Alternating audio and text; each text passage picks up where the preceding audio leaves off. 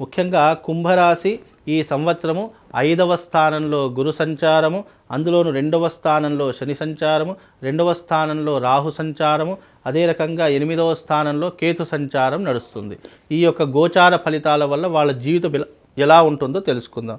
ముఖ్యంగా 5వ స్థానంలో గురు సంచారం వల్ల మనోవాంఛలు పెరుగుతాయి. అంటే అనుకున్నటువంటి పనులన్నీ కూడా సకాలంలో పూర్తి చేసుకోగలుగుతారు. దైవానుగ్రహం ఎక్కువగా ఉంటుంది. దైవానుగ్రహంతో పాటు ఐశ్వర్య ప్రాప్తి, ఆరోగ్య ప్రాప్తితో పాటు కార్యానుకూలత పెరుగుతూ ఉంటుంది. అలాగే బంధుమిత్రులతో కీర్తి మర్యాదలు పెరుగుతూ ఉంటాయి. అనుకున్న వాళ్ళతో సజ్జనులతో సాన్నిహిత్యం ఏర్పడుతూ ఉంటుంది. దైవభక్తి విపరీతంగా పెరుగుతూ ఉంటుంది. తద్వారా ఈ యొక్క కుంభరాశి వారికి గత సంవత్సరంతో పోల్చుకుంటే ఈ సంవత్సరం చాలా లాభదాయకమైనటువంటి సిచ్యువేషన్లో ఏర్పడబోతుంది.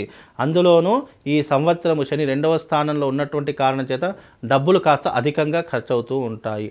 బంధుమిత్రులతో చిక్కులు చికాకులు అనేటివి కొంతవరకు ఏర్పడుతూ ఉంటాయి. గురువు బలం బాగానే ఉంది, కానీ శని 2వ స్థానంలో ఉన్నాడు కాబట్టి 2వ స్థానంలో ఉంటే ఎలా ఉంటుంది అని అంటే గౌరవ నాశనము. మనము తిట్టేవాళ్ళు అదే రకంగా ఉంటాడు, పొగిడేవాడు అదే రకంగా ఉంటాడు. అలాగే కాస్త ధనహాని, అంటే సంపాదిస్తాము కానీ వ్యర్థమైనటువంటి దానికి ఎక్కువగా ఖర్చు చేస్తూ ఉంటాము. అలాగే ముఖ్యంగా దూషణలు, ఆరోగ్య నాశనం, అంటే మనల్ని తిట్టేవాళ్ళు, ఇబ్బందులు పెట్టేటటువంటి వాళ్ళు, మనల్ని దోచుకునేటటువంటి వాళ్ళు విపరీతంగా అయిపోతూ ఉంటారు.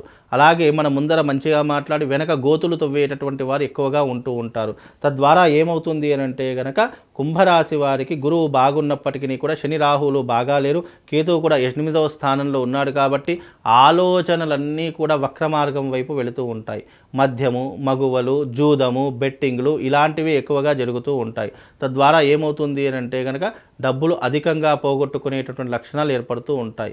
ఏదైనా మంచి పని చేద్దాము అనుకుంటే వెంటనే ఏమవుతుంది అంటే కనుక ఆ పని చేయకుండా చెడు ప్రయాణాలు ఎక్కువగా చేస్తూ ఉంటాము. కనుక కుంభరాశి వారికి మధ్యమమైనటువంటి మిశ్రమమైనటువంటి ఫలితాలు ఉన్నాయి.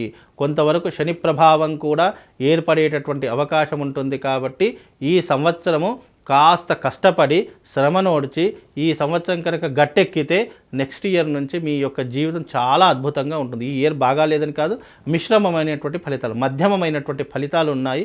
కొంతవరకు మీకు బాగుండేటటువంటి లక్షణాలు ఏర్పడతాయి.